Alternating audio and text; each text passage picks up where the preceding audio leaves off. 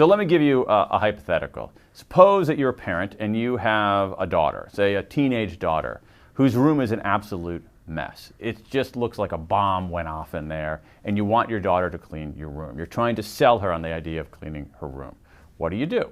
Well, you could try to bribe her, and that might work in the short term. You could try to threaten her. That might work in the short term. You can try to exhort her. You can try to, tell her about the meaning of clean rooms.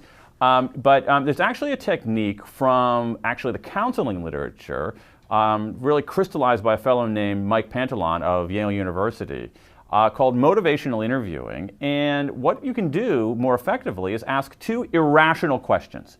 So let's say that you have a daughter named Maria, and Maria has a messy room, and you want Maria to clean her room.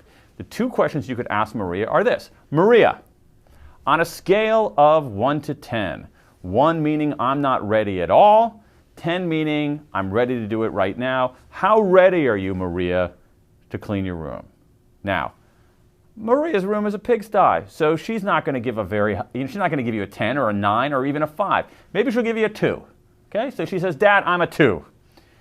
Well, here's where the second question comes in, and it's a really interesting counterintuitive question. You say to Maria, okay, Maria, you're a 2. Why didn't you pick a lower number? Now, our instincts as parents is to say, as a parent of 3 kids, I have this instinct very strongly. If my kid were to say to me, I'm a 2, I would say, what? Why are you a 2? You should be a 9. But you say, why didn't you pick a lower number, Maria? So here's what happens. Maria has to explain why she isn't a 1. Okay?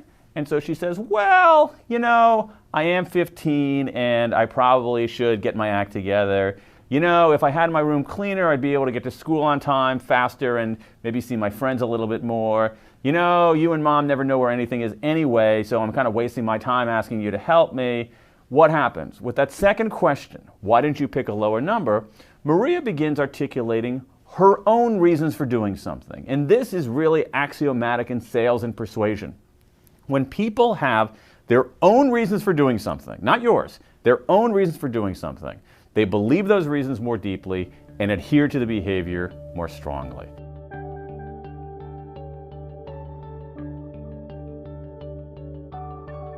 Now, suppose Maria says, Dad, on a scale of 1 to 10, I'm a 1. Okay? That makes things a little more complicated, but it's actually really, really important to understand this. If you say to Maria, if Maria says, Dad, I'm a 1, here's what you say to Maria. Maria, what can we do to make you a 2? And what often that does is this. Maria will say, well, maybe if you and Mom help me for 15 minutes to get this started. Maybe if you made me not set the table and take out the trash tonight, that would free up some time for me. Because usually when people are a 1, it's often not because they're purely obstinate, it's because there's some kind of environmental obstacle in front of them. And if someone says they're a 1, find out what that obstacle is, try to make them a 2, and that might give you some more momentum. The example I just gave had to do with parenting, but you can use this more universally. Now, you can't whip it out at every single persuasive encounter, but you can use it to persuade your boss. You can use it maybe to persuade a reluctant prospect in an actual sales encounter. You can use it with someone, your neighbor, who's resisting moving his garbage cans or something like that. The key here, and again, you got to go back to first principles here. The key here is that we tend to think that persuasion or motivation is something that one person does to another.